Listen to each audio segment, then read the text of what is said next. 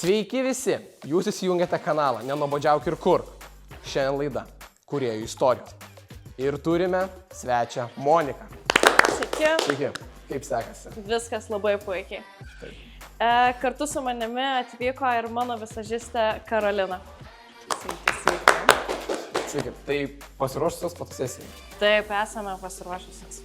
Tai linkiu jums padaryti kuo įspūdingesnę fotosesiją ir paskui gale apžvelgsim nuotraukas kartu su jumis ir modeliu. Esu Monika, Instagram'e esu pasivadinusi Edelveis fotografė. Jau fotografuoju virš 5 metų, bet prieš kažkur maždaug 2 metus atradau tik tai save, jog mano pagrindinis fotografijos arkliukas yra asmeninės fotosesijos. Sveiki, esu Karolina, visažistė. Instagrame žinoma paslapyvardžiu Kai Makeup. Monika įsimetė į savo Instagramo profilį, kad daro idėjinės fotosesijas nemokamai.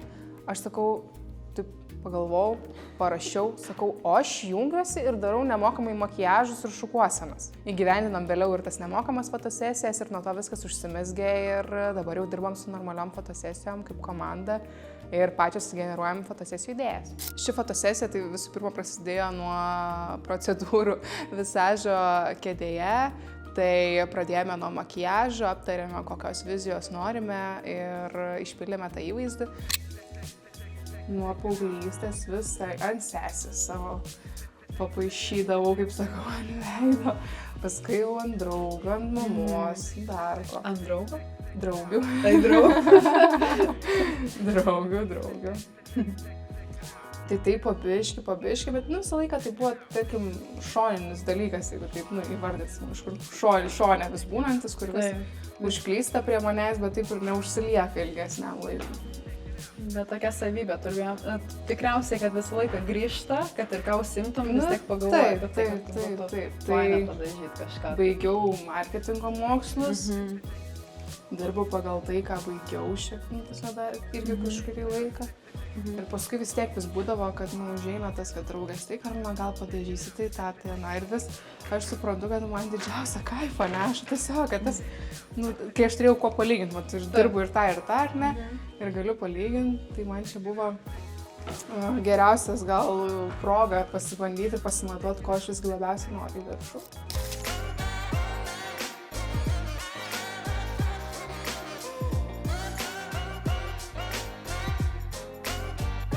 Pačios fotosesijos metu mano visas darbas yra tiesiog sužiūrėti, kad tam tikri dalykai, už kuriuos esu atsakinga, kad jie žiūrėtųsi tvarkingai ir kad paskui fotografui būtų kuo mažiau darbo. Tai visa fotosesijos esmė yra, kad turi įsijausti dievybės įvaizdį.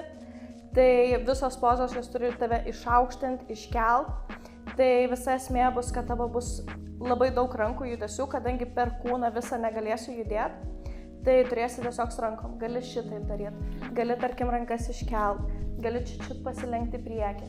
Tai kažką tokio. Jeigu pasibaigs kažkokios idėjas, tarkim iš pozavimo, tai kreipkis padėsiu. Wow, labai gerai, labai nice. Labai gerai, žiauriai nice. Pabandom, kad tu įsikasi į pirštinę ir taip lyg ją, žinai, nutempt norėtum. Aha, aš tai šitaip. Tai kaip visa šita idėja su korsetu gimė? Tai pirmiausia buvo, kad aš pakankamai daug laiko praleidžiu Pinterest'e ir tiesiog ieškau įvairių idėjų, galbūt kažkur įgyvendinsiu, galbūt dėl šiaip bendro grožio pasižiūrėti. Ir kažkaip užkliuvo tas auksinis korsetas. Ir aš taip Karolinai atsiunčiau, nesitikėdama visiškai, kad kažkas vyks. Ir jinai sako, davai pabandom kažką. Aš pabandžiau pasiieškoti įvairiose elektroninėse parduotuvėse, galbūt galvojau kažkur rasiu nusipirkti, bet neradau ir aš taip kažkaip, galvoju, neišeis nieko.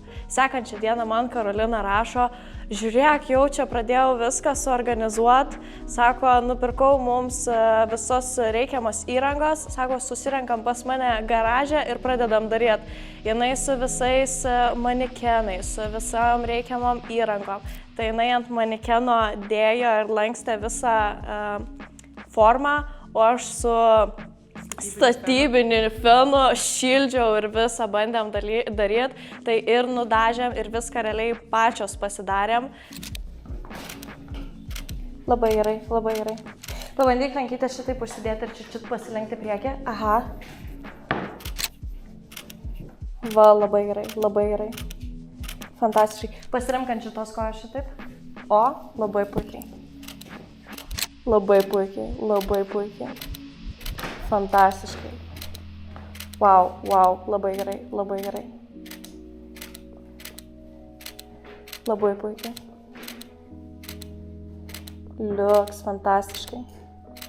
Čiut veiduką labiau atsukti šviesą. Aha, va štai šitaip. Man yra iš tikrųjų Karolina labai didžiulis pastumėjimas, nes jinai atrodo tokia mama fotosesijose, kur aš tokia lakstau lyg ten, lyg šiandien ir jinai kartais taip atrodo, mane apramina ir pastato kartais į vietą. Jos iš tikrųjų makiažai man padarė realiai didžiausią įtaką fotografijoje, nes nuo to, kai susipažinau su Karolina, visi aplinkui man sakė, kad mano nuotraukos tiesiog patobulėjo. Liuks, fantastiškai. Labai gerai. Dabar Gintarė mane pasižiūrėk. Žiauriai nice, žiauriai gerai. Liuks, puikiai.